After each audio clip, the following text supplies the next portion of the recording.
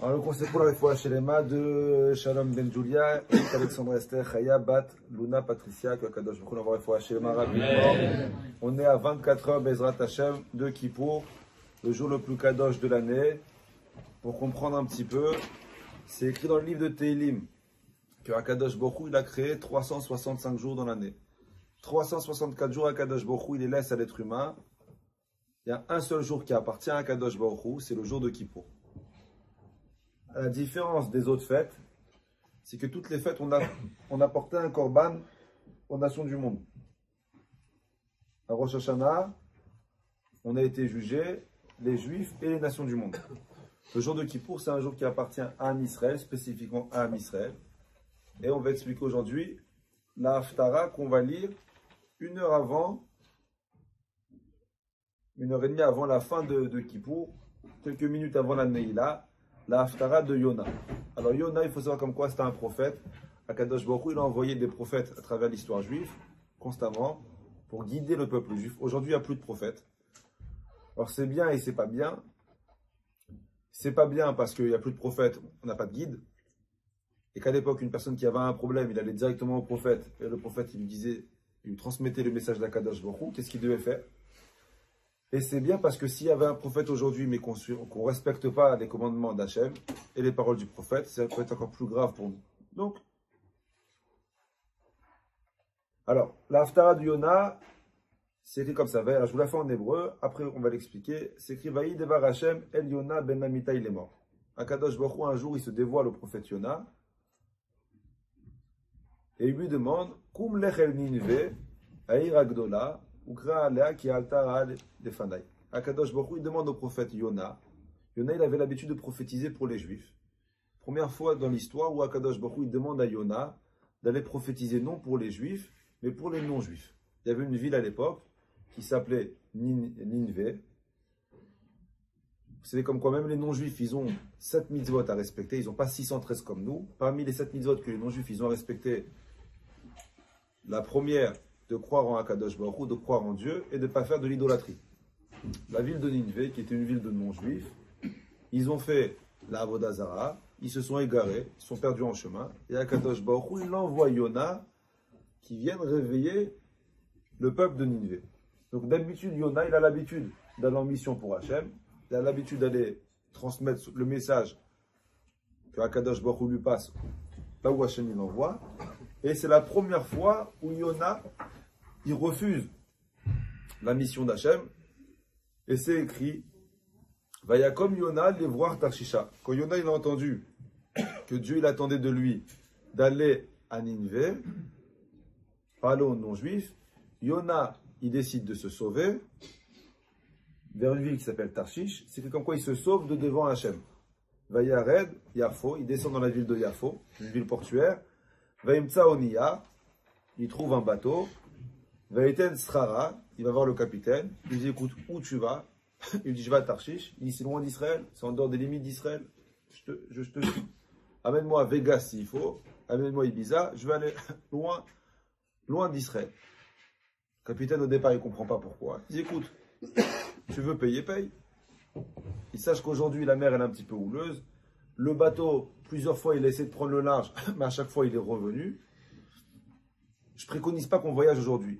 On repasse demain, on repart tranquillement demain. Yona lui dit écoute, je suis prêt à doubler le prix, à tripler le prix. Combien il coûte tout l'équipage? Et que le prix de ton bateau, je te paye. Donc, je vais partir d'ici. Ils sont arrangés sur une somme. La Gemara dit comme quoi il y a plus de 400 pièces d'argent. Il paye. Il monte dans le bateau, il se sauve. D'accord. On continue. Va Hachem iti ruach gedola layam. Akadosh Baruch Hu, il envoie une tempête. Vaïserak de la Bayam, une grande tempête dans la mer. Vaonia, Chishva le Ishaber, et le vaisseau, le bateau, était pas loin de se briser. Alors la Torah continue, elle dit Vaïrou Malachim, l'équipage, les matelots, ils ont commencé à avoir peur. Ils ne savaient pas quoi faire. Vous savez comme quoi, à chaque fois qu'il y a un problème, tout le monde prie. Chacun prie son Dieu. Donc tous les matelots qui n'étaient pas des juifs, Vaïzaku, Ish El Eloav, chacun il a commencé à appeler son Dieu, qui viennent le sauver, qui a un miracle. Ils ont vu comme quoi leur prière ne marchait pas. Ils ont dit on va essayer d'alléger le bateau. Plus le bateau il est léger, moins il est enfoncé dans l'eau, plus on a de chance de s'en sauver. Ils ont pris tous les bagages, tout ce qu'il y avait en plus dans le bateau, ils l'ont jeté pour essayer de rendre moins lourd le bateau. Tout le monde stresse, tout le monde prie, tout le monde fait quelque chose pour faire en sorte de ne pas sombrer dans l'eau. Le seul qui fait rien, Yona. Plus encore, c'est écrit Yona yared al sfina. Yona, il est descendu dans les cales du bateau. Vaïshka, Vaïrdami, il s'est allongé, il a commencé à dormir. Il a tapé la sieste alors que tout le monde était en train de paniquer, il était en train de mourir. Tu vois ça dans les avions. Des fois, dès que ça commence à bouger un petit chouïa, t'as soit tout le monde qui panique, t'as toujours un ouf dans l'avion qui dit ah, j'adore quand ça bouge. Et voilà, et c'est là où il s'allonge et tranquille. Vaïkra Velava Afrovel. Le capitaine du bateau, le commandant, il voit comme quoi tout le monde stresse, tout le monde bouge, tout le monde fait quelque chose. Il y en a un. Rien, il n'y a rien qui le choque. Il va le voir. Il lui dit mais qu'est-ce que tu fais maintenant? C'est le moment de dormir. Tu as trouvé que maintenant pour faire la sieste. Il dit qu'est-ce que tu dors? Là, on va mourir. Le bateau il va se briser. Koum, lève-toi. T'as une tête d'un gars qui est croyant. Appelle ton Dieu. Ou là, il peut-être que Akadosh Baruch Hu, par rapport à toi, par rapport à ta prière, il va sauver tout bateau. On est tous dans la même barque. Il ne va pas sauver que un. On est tous en train de prier, ça ne marche pas. On fait tous des efforts, ça ne marche pas. Tu as l'air d'un type qui est croyant. Lève-toi, va prier. Et peut-être que Dieu va te sauver. Et en même temps, il va nous sauver à nous. Il y en a, il dit moi, la prière, pas trop ça, c'est pas trop mon truc. Il ne veut pas trop prier. Le capitaine, quand il a vu comme quoi le bateau il allait se briser, ils ont dit les roues venapla goralot. Venez, on tire au sort. On tire au sort, on fait la courte paille et on va voir sur qui Dieu il est énervé. Bon, ils ont tiré au sort, comme par hasard, Vaïpol à Goral à Yona. Ils ont tiré le Goral est tombé sur Yona. Le capitaine il se retourne vers Yona. Ils ont dit à Yona, dis-nous, on a l'habitude de voyager, on a l'habitude de prendre l'eau. C'est la première fois que ça nous arrive. C'est pas un truc commun, c'est pas un truc normal. Dieu il en veut à quelqu'un dans l'histoire. On a tiré au sort, c'est sur toi que c'est tombé.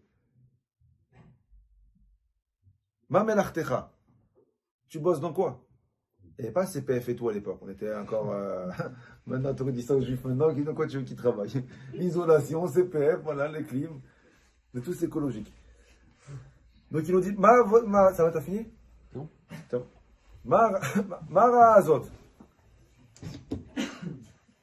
Dans quoi tu travailles? Maïn Tavo, d'où tu viens? Ma Tsecha, c'est quoi ton pays? De quel peuple tu viens? Vous ne connaissez pas? Vayomer Alem, Yona il leur dit, Ivri Anochi, je suis hébreu, Vet Hashem Elohei Shamim Vaaretz, Aniare, et je respecte, j'adore l'Éternel, Dieu du ciel qui a créé la terre. Je suis un juif. Alors eux, ils ont fait rapidement les calculs. Ils ont dit tempête, plus juif, égale problème. Vaïrou Anashim Mirak, ils ont eu très peur. Donc ce n'était pas un juif, Dieu il peut s'arranger. Mais là, c'est un juif qui se sauve, en plus un prophète, ils ont eu très peur. Vaïmrou là, ils lui ont dit, mais qu'est-ce que tu fais? Ils leur ont raconté l'histoire, en fait, je suis un prophète, on m'a envoyé faire une prophétie, j'ai pas voulu aller. Il dit, mais qu'est-ce que tu fous dans le bateau? C'est Jack dans Titanic, il me dit, pourquoi t'es monté? Qu'est-ce qu'on t'a fait, nous? Qui a doua Anashim, qui milifna Hachem boire, parce qu'ils ont compris comme quoi, en fait, ils se sauvaient d'Hachem. Vaïmrou là. Alors maintenant, il nous dit, écoute, il faut qu'on trouve une solution. Mana Selecha, qu'est-ce qu'on fait? Comment on peut faire pour que la mer elle se calme? C'est toi le rabbin, c'est toi le prophète. Elle a fait quelque chose. Je me rappellerai toujours, mon père m'a raconté cette histoire. Enfin, mon père il voyageait en Guadeloupe. À l'époque, c'était bon, mais je maintenant, mais et t'es dans l'avion, il y avait ils l'ont assis à côté d'un couple, mais des jeunes. Mon père, je ne sais pas si c'était pour milieu, mais à côté de deux jeunes. Et au départ, ils étaient respectueux. Bonjour, monsieur Rabbin, bonjour, monsieur Rabbin. Après, ils ont bu un verre, ils ont bu un deuxième verre dans l'avion. Et mon père, il m'a dit, ils ont oublié que j'étais là, ils ont commencé à faire n'importe quoi. Et n'importe quoi. Ils avaient un kiff, mais ils ont voulu, à côté de mon père. Non, ça partait en vrille. Ça partait en vrille à côté de mon père. Mon père était mal à l'aise. Bon, après tout, mon père, il a levé et s'est dit à Kadash Baruch, j'ai pas passé 8 heures à côté de ces deux fous. Fais quelque chose que ça se calme. Mon père m'a dit, finis cette fille-là. L'avenue, il commence à bouger. Et mon père, c'est du style des gens que là, il commence à bouger, et il commence à être calme. Et l'avenue a commencé à bouger. Turbulence, l'avenue bouge. Alors au départ, ils se tombaient tranquillement, mais ils ne s'arrêtaient pas. Mon père a dit, ah, Hachem, un peu plus quand même. Au bout d'une heure, là, mon père m'a dit, il a commencé à bouger ma mâche. Il a commencé à bouger. Les deux, alors les deux, ils étaient en panique, en train de crier dans l'avion. Ils ont vu mon père avec son petit télé tranquille. Le monsieur, il s'est retourné vers mon père, il a dit, vous êtes rabbin? Le père, il lui a dit, oui. Il a dit, vous pouvez prier pour nous? On arrive, on est jeune, on ne peut pas mourir comme ça dans l'avion. Et mon père, il lui a dit, je prie pour vous, mais à une condition. On dit quoi? Il dit, il faut s'arrêter. Arrêtez vos folies, parce que je suis là, c'est pas bon. Il aime pas, lui, il aime pas, je suis à côté de lui, on est en hauteur, arrêtez de faire des fous.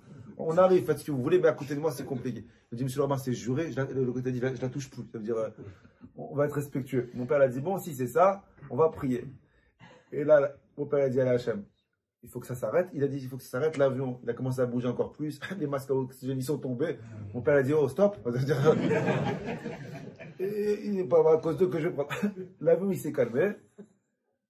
Au bout d'une heure, alors, ils étaient respectueux pendant une demi-heure, 3/4 d'heure. C'est reparti en vrille. Mon père est retourné vers lui et lui a dit, attention, je suis là. Mais tu vois, quand les gens, ils oublient. Donc,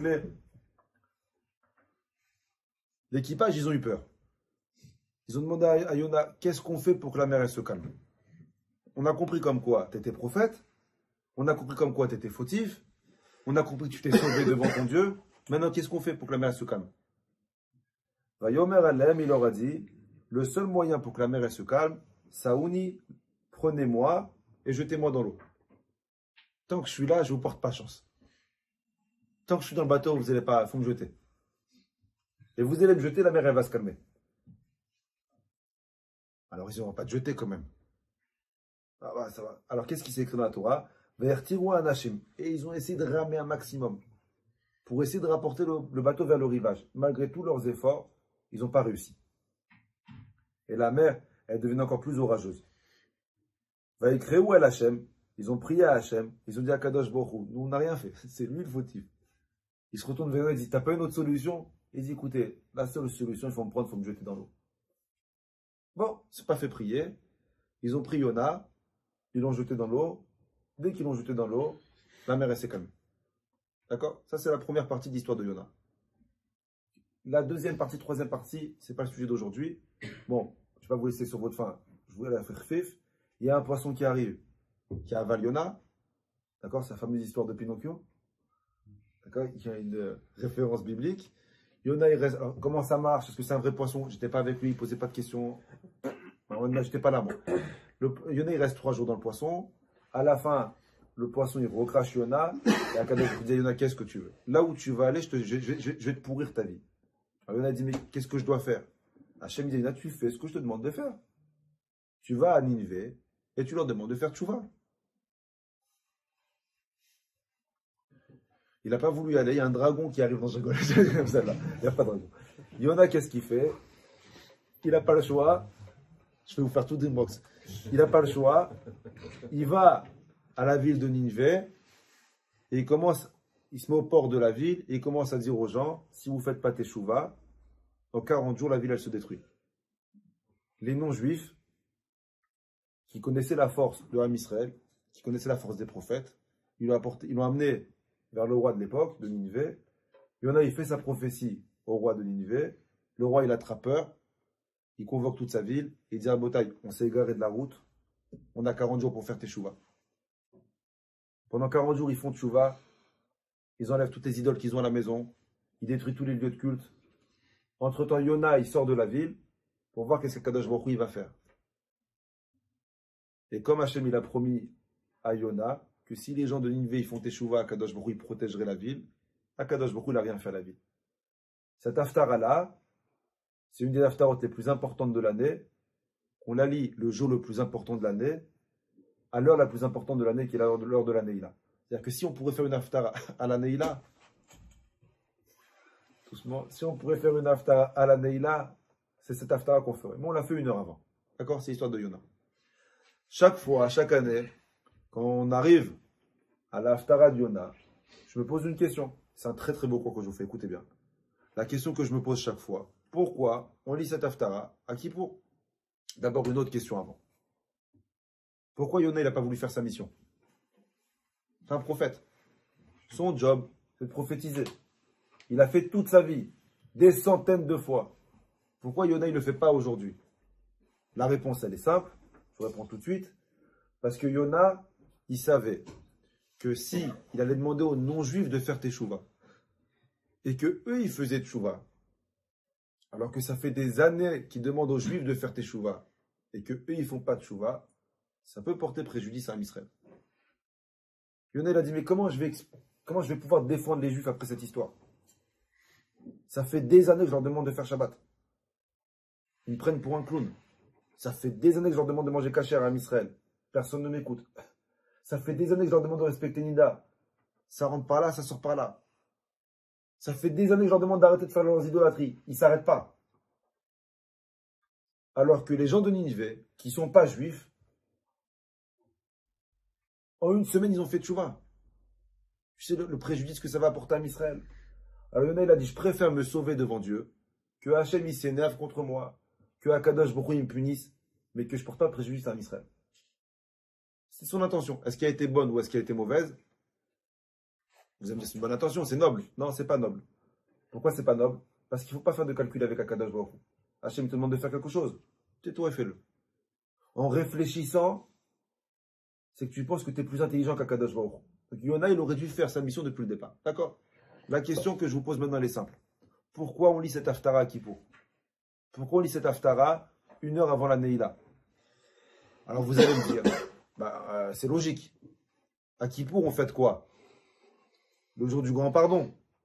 On demande pardon à Hachem le jour de Kippour.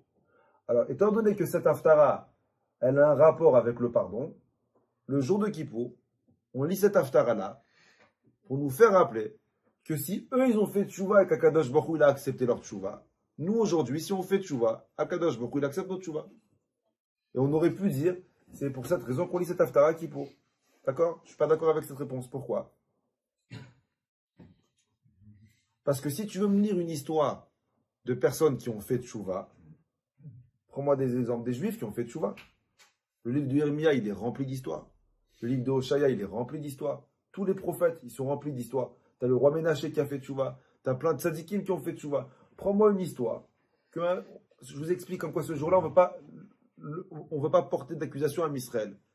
Alors comment ça se fait que si tu veux me raconter une histoire d'une personne qui a fait tchouva, prends-moi l'exemple du juif qui a fait tchouva. Pourquoi on prend l'exemple le jour de Kippour des non-juifs qui ont fait tchouva? Vous avez compris la question? Pourquoi la haftara de Yona? Le Gaon de Vilna, il donne une réponse qui est fantastique. Fantastique. Le Gaon de Vilna, il dit comme quoi cette histoire-là de Yona, c'est rien à voir avec juif, non-juif. Rien à voir. Cette histoire-là, en fait, c'est l'histoire de notre vie. Et le Rav, il s'explique. Le Rav, il dit, pour comprendre cette histoire-là, il faut remplacer les acteurs. Tu remplaces Yona par la Neshama, par l'âme juive, le bateau par le corps de l'être humain. Je vous relis l'histoire avec ces 2 éléments qui changent. La même histoire. Seulement, dès que je te dis Yona, tu penses à l'âme. Dès que je te dis le bateau, tu penses au corps. Je vous refais l'histoire, rapidement. Un jour, Akadosh Baruch Hu, il va voir Yona. Il dit à Yona, va à Nineve. Donc, un jour, Hachem, il dit à la Neshama, c'est que la Neshama, avant de naître, elle se trouve sous le trône céleste. La Neshama, elle est bien là où elle est. Quand l'heure de la personne, il est arrivé pour qu'il descende sur terre, Akadosh Baruch Hu, il prend cette Neshama-là, et il lui dit, vas-y, Moshe, David, descends sur terre. Descends sur terre. Et Hachem, il dit à la Neshama, Hachem, il dit à Yona, va dans la ville de Ninive qui est considérée comme la terre, et parle et fait proclamation contre elle, car leur méchanceté est montée devant moi. Hachem, il dit à la Neshama, descends sur terre. Pourquoi tu descends sur terre? Apporte de la lumière sur terre. Le but du juif, c'est d'apporter de la lumière sur terre. De combattre l'obscurité. nous sommes les ambassadeurs de Dieu sur terre.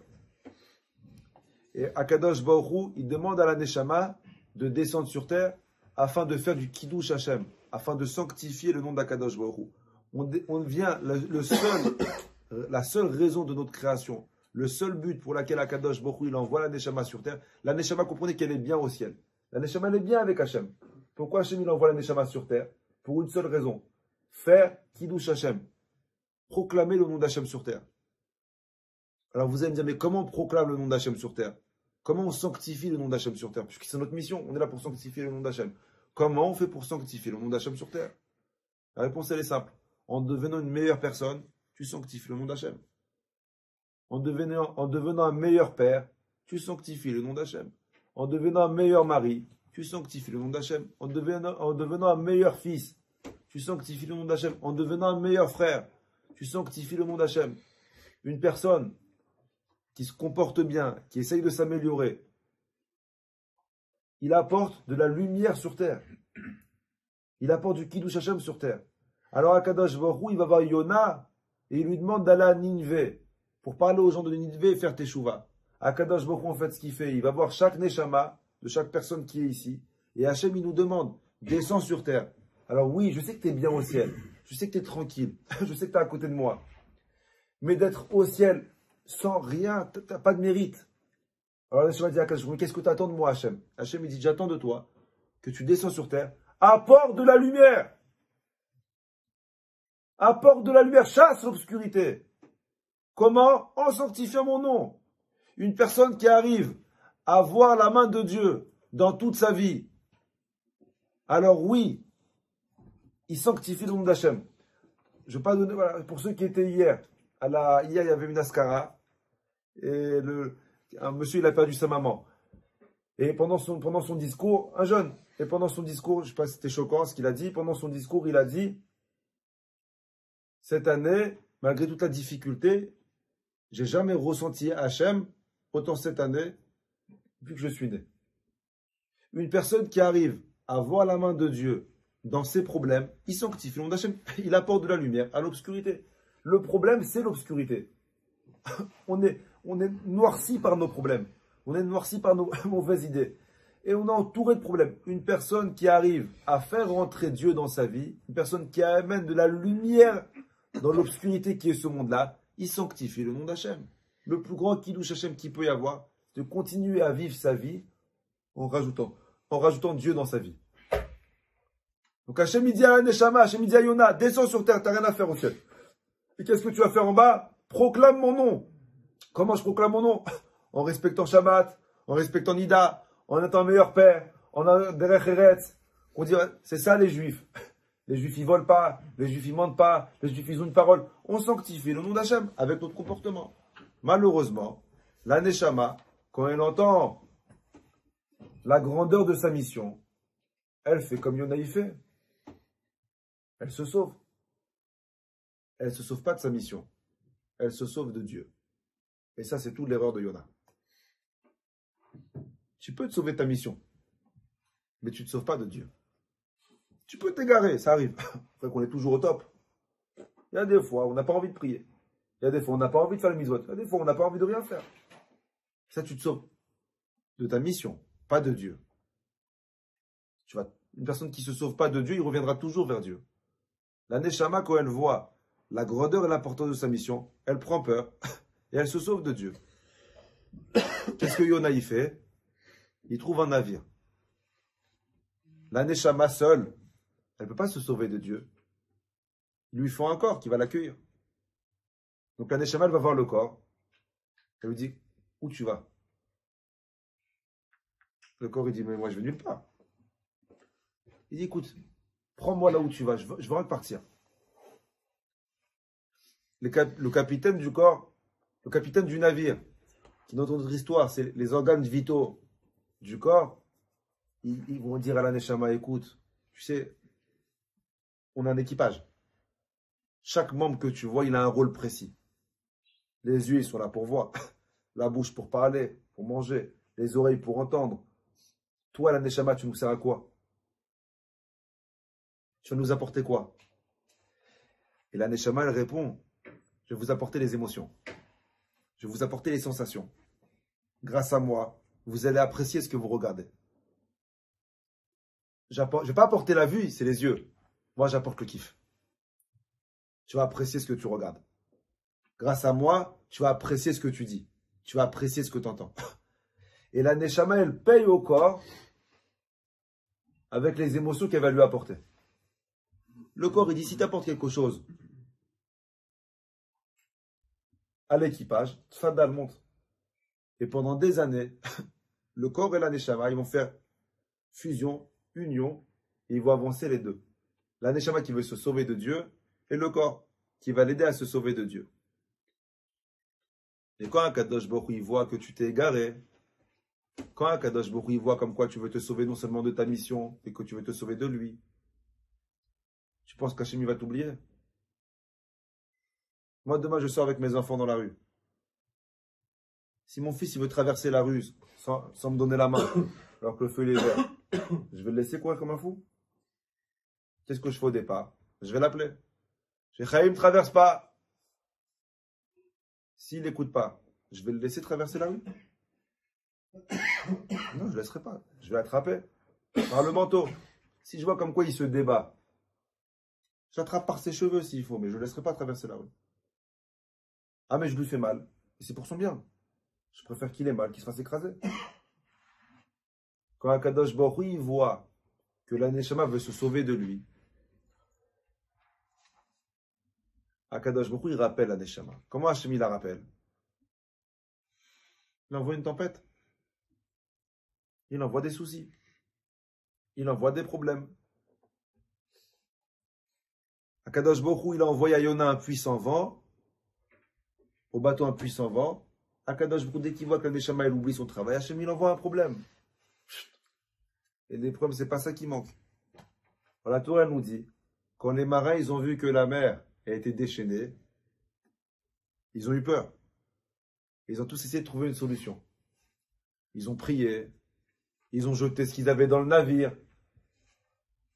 Quand le corps y voit qu'il a des problèmes, il essaie de trouver des solutions.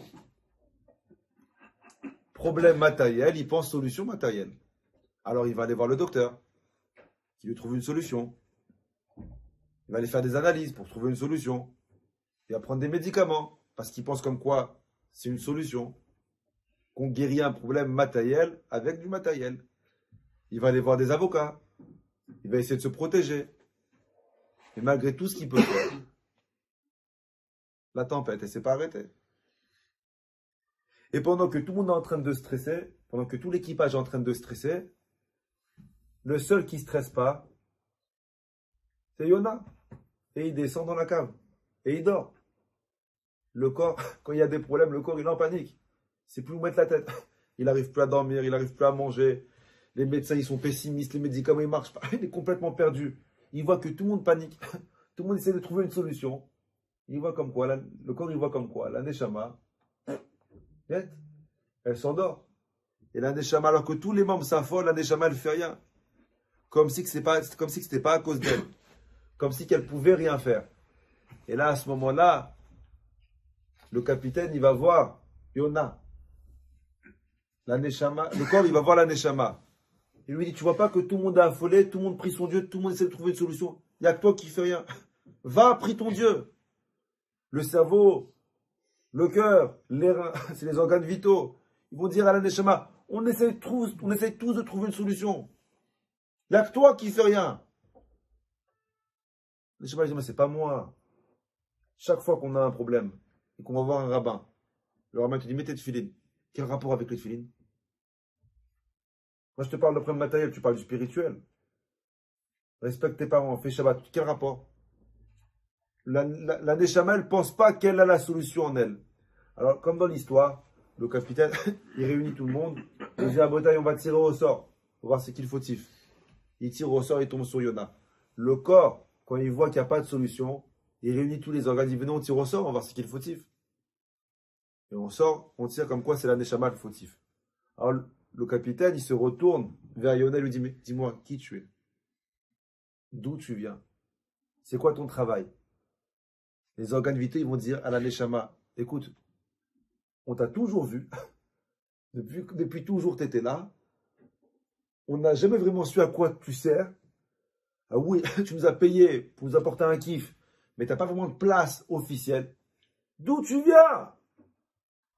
La Neshama n'a pas le choix de dire, comme Yona il a dit, je suis juif.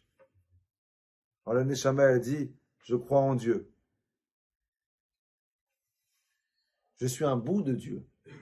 La Neshama, il faut savoir comme quoi, dans chaque juif, Akadosh Baruch Hu, il a pris une part de Neshama, un bout de lui-même, et il l'a mis dans chaque personne. Neshama. Il dit en fait, moi je ne fais pas partie de vous. Je n'ai pas été créé comme vous. Je ne suis pas matériel. Moi je suis spirituel. Et en fait, ça fait des années que je me suis sauvé de mes obligations. En entendant cela, l'équipage, les organes vitaux, ils vont dire à Yona, mais pourquoi tu te sauves d'Hachem? Les organes vitaux, ils vont dire à Neshama, mais je ne comprends pas. Alors si tu as un bout d'Hachem, si tu fais partie de lui, si tu es descendu sur terre pour nous guider, comment ça se fait que c'est nous qui te guidons? Comment ça se fait que tu nous suis, que toutes les idées, pourquoi tu ne nous corriges pas? Et Yona, il ne répond pas. Alors le corps, il se retourne vers la Neshama. Ils vont dire, bon, ok, on a compris, il y a une tempête, maintenant, on fait quoi pour se sauver? Puisque tu es le sujet puisque tu es le problème, forcément, tu as la solution. Qu'est-ce qu'on doit faire pour que le problème disparaisse? Qu'est-ce qu'on doit faire? Les docteurs, ils sont perdus. Les avocats, ils sont perdus. Les médicaments, ils ne marchent plus. Comment on fait pour c'est quoi la solution? Et à ce moment-là, Yona, il dit à l'équipage, la seule solution pour que le problème s'arrête, c'est quoi? Levez-moi et jetez-moi dans l'eau. La Neshama, elle dit au corps, la seule solution pour que le problème s'arrête, rebranchez-moi. Rebranchez-moi au spirituel. L'eau, c'est la Torah. Il y a une solution. La seule solution, rebranchez-moi au spirituel. Je sais comme quoi, si je fais, tu vois, le problème, il disparaît. Alors, au départ, le corps, quand il entend ça, il n'est pas d'accord avec la... Alors, il a la solution. D'un côté, il est rassuré qu'il a une solution. Mais il est embêté de devoir changer. De devoir changer ses habitudes. Alors, il essaie de trouver encore d'autres solutions. Il voit qu'il n'y arrive pas. Et c'est seulement à la fin qu'il comprend comme quoi la seule solution pour sortir de ses problèmes, c'est en rechargeant ses batteries avec le spirituel.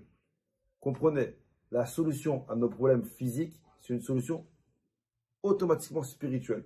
Tu as beau réparer le problème physique, mais si tu ne répares pas à la base le problème spirituel, le problème il reviendra une autre fois, avec déguisé autrement. Une fois ça peut être la guerre en Ukraine, une fois ça peut être un virus, une fois ça peut être des problèmes de parnassa.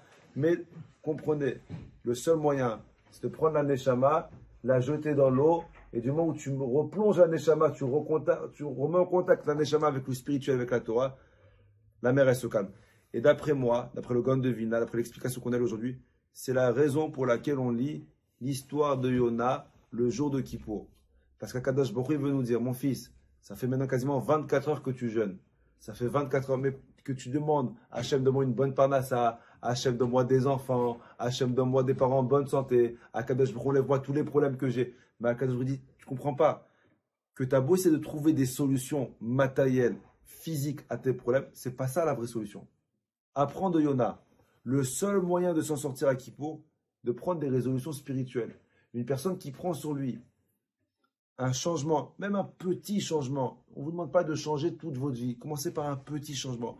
Faites montrer à Akadosh Baruch Hu que Akadosh Baruch Hu, oui, c'est vrai comme quoi cette année, on n'a pas été le meilleur des pères. Oui, c'est vrai comme quoi cette année, on n'a peut-être pas été le meilleur des maris. Oui, Hachem, on n'a pas été le meilleur des juifs que tu attendais. On n'a peut-être pas été le meilleur fils. Mais Akadosh Baruch Hu, je veux me corriger. Je suis là pour apprendre. Je suis là pour m'améliorer.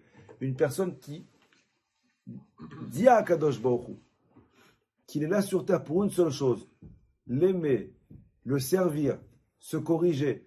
Alors même s'il est venu, même s'il se présente devant Dieu les mains vides à Kippour, il se remplit de promesses. Et le jour de Kippour, c'est un jour de promesses. Une personne qu'à Kippour, il arrive à promettre, mais qui pense sincèrement ce qu'il dit, pas c'est il promet. Mais une personne qui arrive ce jour-là avec des résolutions, avec une motivation, de vouloir s'améliorer à Botaï, on est sur terre, comprenez. On est là pour une seule chose. On est là, ça passe très vite. On ne sait pas pour combien de temps on est là. Alors, je vous souhaite que ça passe le plus doucement possible.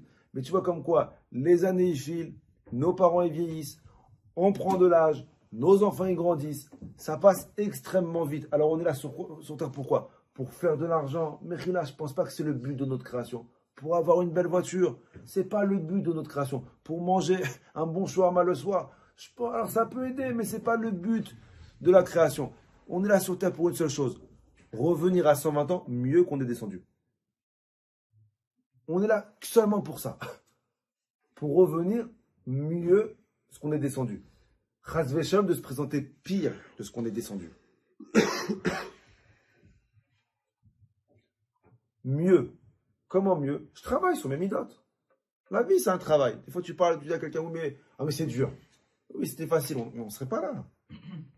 Si c'était facile, la Neshama ne descend pas sur terre. Parce que Hachem, il sait que c'est difficile, il t'envoie. Et parce que c'est difficile, tu as du mérite. Il faut rentrer dans l'eau.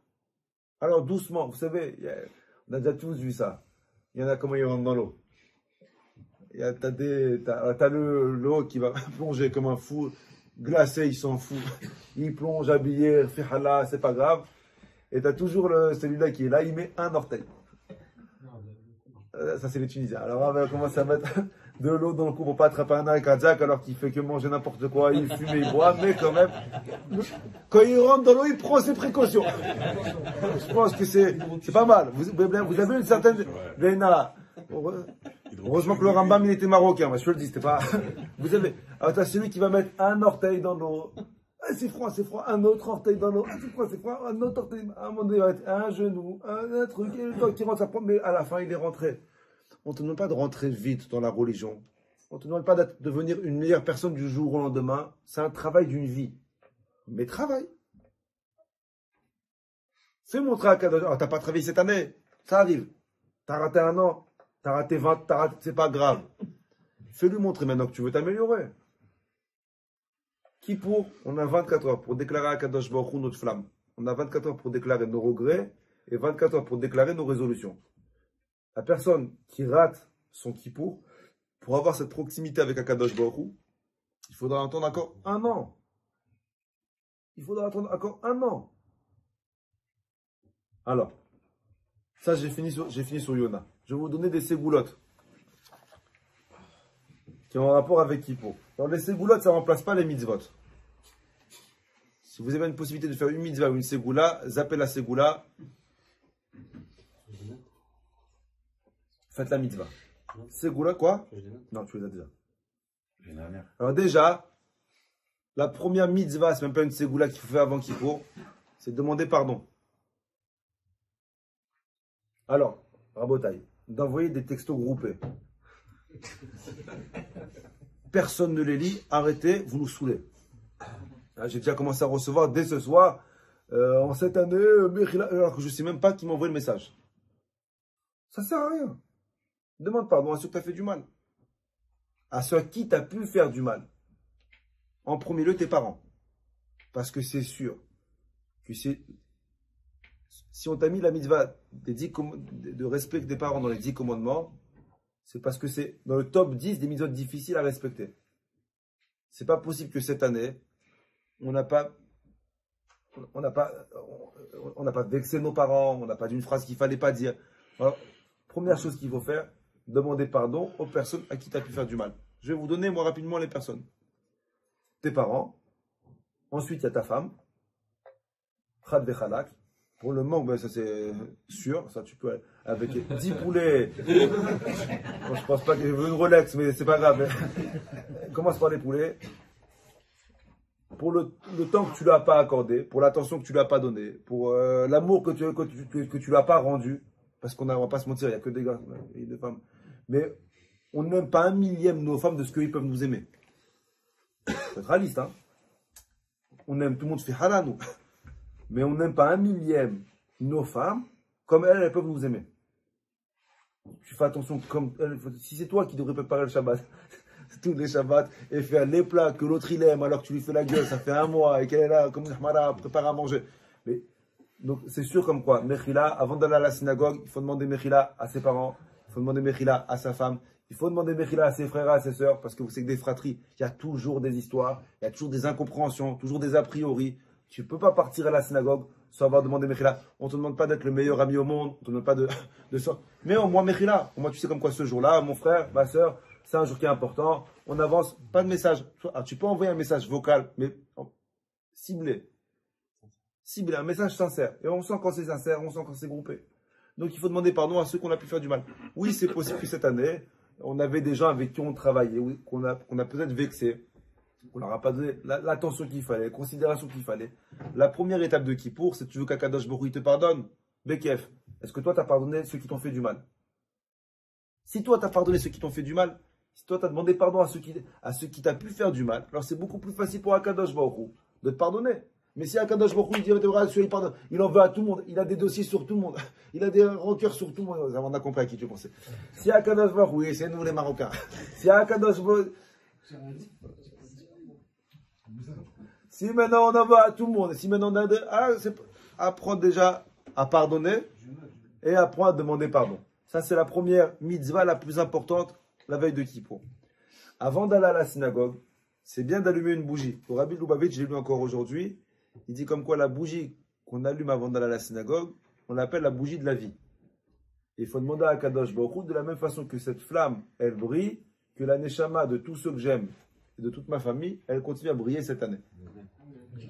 Troisièmement, c'est une mitzvah de manger demain, la veille de Kippour. C'est une mitzvah de manger. C'est une mitzvah de manger.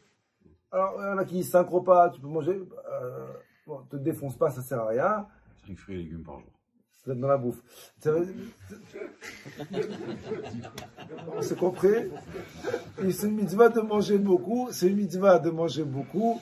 Et on dit comme quoi, celui qui mange bien le 9 Tishri la veille de Kippour, c'est comme si considéré aux yeux d'Hachem comme si il avait jeûné le 9 et le 10. Donc c'est une mitzvah de bien manger demain. Je sais que tu l'as fait toute l'année cette mitzvah-là. Et c'est demain de la truc. C'est tous les jours Kippour. Ouais, c'est tous les jours Kippour. Ok. Seudat Hamafseket. La dernière Seuda qu'on va faire avant d'aller à la synagogue, on l'appelle Seudat Hamafseket. C'est bien de faire motzi sur 2 pains. Et comme à Rosh Hashanah, de tremper le pain dans le miel et de souhaiter à chacun une longue vie et une année douce. C'est important demain pour les hommes d'aller au mikvé.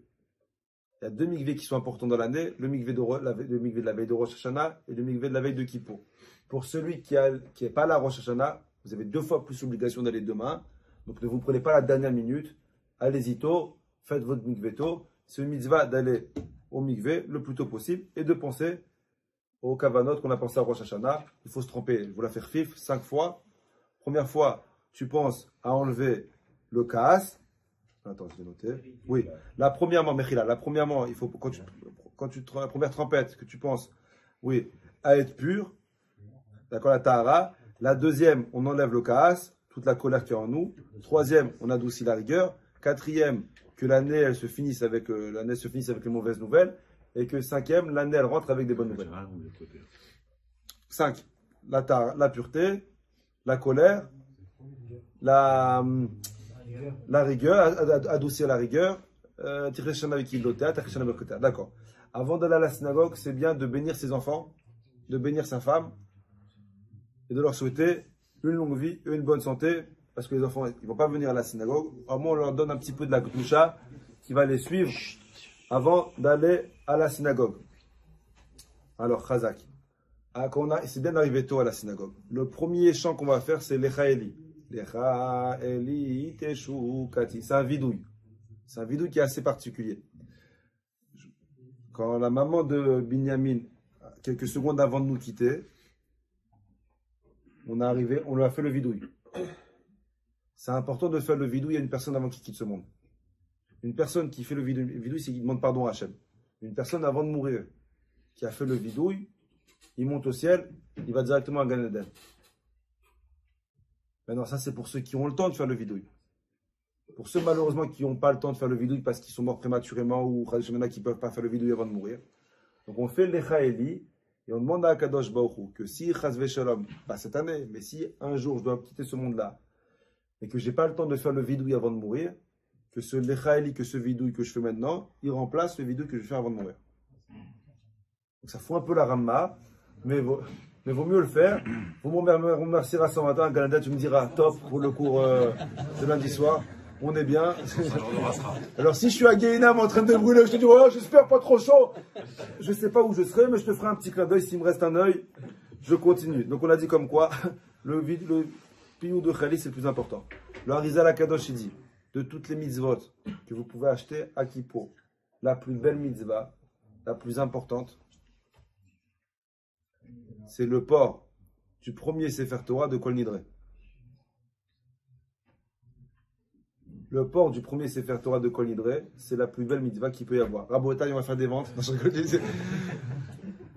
La mitzvah la plus importante de Kippour, d'après le Harizal Akadosh, toutes les mitzvot elles sont importantes. Mais le port du premier Sefer Torah de Kol Nidre, c'est la mitzvah la plus importante. Celui qui n'a pas pu l'acheter parce qu'il n'a pas pu l'acheter, il y a d'autres Sfarim, c'est important d'essayer de porter un Sefer Torah pendant Kol Nidre, d'embrasser le Sefer Torah 7 fois. Celui qui n'a pas pu porter le Sefer Torah, ne frappez pas celui qui porte le Sefer Torah. Vous embrassez de là où vous êtes 7 fois le Sefer Torah. Ok. Il y a une grande ségoula pour la chokhma des enfants qui mettent les rimonim sur le Sefer Torah le jour de Kippour. S'ils ne sont pas là. C'est même pas où tu vas être toi déjà. Donc on verra après tes enfants sur ma vie. Mets-en un là. Voilà, disperse-les comme ça, t'es tranquille dans toutes les synagogues du 17e. On aura un représentant toi. Non, lui c'est Sim Baby. Non mais je l'ai prévenu avant. Je lui ai dit Mechila là pour ce que je vais te faire, mais il a dit autrement. Tu ne donnes pas d'olive. Voilà, toujours. Donc pendant qu'on nidrait, c'est bien de prier pour avoir des enfants Yireh Shamayim qui ont la crainte du ciel. Ok, avant de faire la prière de Harvit, il y a un tzaddik qui s'appelle Rabbi Levi Yitzhak de Baditchev, pour celui qui connaît, qui a toujours été le défendeur de Ham Israël. C'est bien avant de faire Harvit de dire, par le mérite de Rabbi Levi Yitzhak ben Sacha, que Akadosh Baruch Hu, il écoute notre filote. D'accord, c'est une ségoula. Ok, Birkat Kohanim de Kippour, extrêmement important. Birkat Kohanim de Kippour, extrêmement important. C'est le seul jour dans l'année où on a 5 amidot. En général, on a 3 en semaine, 4 le Shabbat, ou pendant les fêtes, il n'y a jamais 5. Le seul jour dans l'année où il y a 5 amidot, c'est le jour de Kippour. Chaque tfila que tu vas faire, tu t'approches un peu plus pour arriver à la proximité de la Kadosh Baruch Hu la plus intense. Birkat Kohanim qu'on va faire ce jour-là, c'est extrêmement important de bien faire. Birkat Kohanim, il y a 15 mots. Dans les mains, il y a 15 phalanges. On demande à Akadosh Baruch Hu qui nous envoie la bracha dans tout ce qu'on va faire cette année. Donc c'est important de bien faire Birkat Kohanim et d'avoir la kavana. Demande à Akadosh Baruch Hu avec 15 phalanges. 1, 2, 3, 4, 5, 6, 7, 8, 9, 10, 11, 12, 13, 14, 15. Pour ceux qui lui manquent un doigt, t'es en train de réfléchir, je ne sais pas. Voilà. Voilà. Si tu manques un doigt, mets ton oreille à ta place. Non. Et zil. Il fait le fantôme. Je te répéterai. Non, tous les Birkat Kohanim, à chaque fois, quand le Kohan dit Yevarechecha, tu essayes de compter les phalanges à chaque fois. Yevarechecha, tu comptes. Hachem, Yevarechecha Hachem, Panav, Elecha, Viruneka, tu comptes à chaque fois et tu demandes à Kadosh Baruch Hu d'avoir la bracha dans tes mains. Le Adon Olam de Shacharit, je sais qu'on n'a pas l'habitude de le faire. Le premier Adon Olam après Modani, jour de Kippour, il est extrêmement important. Adon Olam, ça veut dire le maître du monde. C'est toute la, enfin, tout Kippour. Il est résumé, toutes les louanges qu'on peut dire à Kadosh Baruch Hu, ils sont résumés dans Adon Olam. Donc c'est bien le mercredi matin, avant la tefila, de faire Adon Olam avec une grande kavana. Quand on va lire à la lecture de la Torah, on va lire à la lecture de la Torah la mort des enfants de Aaron à Cohen. Nadav Avihu, ils sont décédés. Le Harizal Akadosh, il dit, pourquoi on lit la mort des enfants de Aaron à Cohen le jour de Kippour? Il y a deux réponses. Soit parce que la mort des tzadikim, le décédé de tzadikim, il pardonne nos averot. Donc en lisant la mort des enfants de Aaron, on demande à Akadosh qu'il nous pardonne nos averot. Et le Harizal, il dit, une personne qui arrive à avoir de la peine, qui arrive à ressentir la peine que Aaron il a ressentie quand il a perdu ses enfants, le Harizal, et qu'il arrive à pleurer, peut-être pas à pleurer, mais qui ressent c'est quoi? Qui ressent la peine de Aaron. Le Harizal, c'est pas moi, je suis toi. Le Harizal Akadosh, il promet que ses enfants ne mourront jamais de son vivant. Le Harizal Akadosh, il dit comme quoi? Celui qui a de la peine, le jour de Kippour, de la disparition des enfants de Aaron à Cohen, le Harizal, il promet comme quoi ces enfants, ils mourront jamais de son vivant. Dans l'ordre des choses. Dans l'ordre des choses. Donc c'est pour ça, c'est important d'être concentré. Quand vous écoutez la Torah, alors je ne sais pas si on va pleurer, on n'a peut-être pas le niveau de pleurer. À chaque fois, mon fils, qu'on arrive à un truc, il me dit allez, poula. Chaque fois, chaque kippour, il me demande de pleurer avant un truc. Peut-être un peu tordu le petit, mais c'est pas grave. Cette famille, on va dire, cette famille. Mais c'est important, les trois. Les trois sont ma vie. Donc c'est important d'avoir de la peine, de ressentir la disparition des enfants d'Aaron Cohen. Ok, on continue, j'ai presque fini.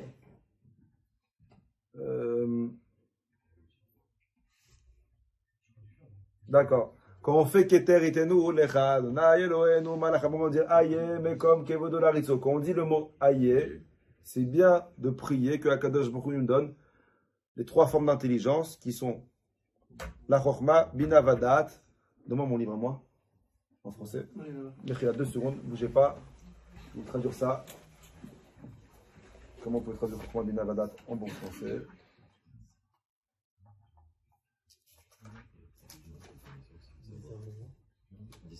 La compréhension, discernement et la connaissance. Il y a une ségoula, quand on dit Aïe, mais comme Kevodo, Aïe, de dire à Kadosh Baruch Hu, envoie-moi Chochma Bina Vadat, initiale de Chabad, d'accord, pour ceux qui kiffent le Lubavitch, pour ceux qui kiffent le Breslev, j'ai rien du tout pour vous. Donc, il faut penser à Chochma Bina Vadat, compréhension, discernement et intelligence. Neila, on arrive au moment le plus Kadosh de cette journée-là, au moment de la Neila, Rabotai, il n'y a plus rien qui doit entraver vous de votre mission. Ni la fatigue, ni la faim, ni le mal de tête, c'est le dernier de vos soucis. Vous avez un seul but, avoir la vie, demander la vie pour nous, pour notre famille. Donc la Neila, c'est un moment, tout le monde doit être debout. Celui qui peut mettre le talit sur sa tête pendant la Neila, pas obligatoire, mais c'est bien. Et sachez comme quoi, il vous reste une balle. Vous avez épuisé tous vos stocks de munitions, il vous en reste une. Un coup, un tir, une vie. Donc on est là. Abotai, bonne chance.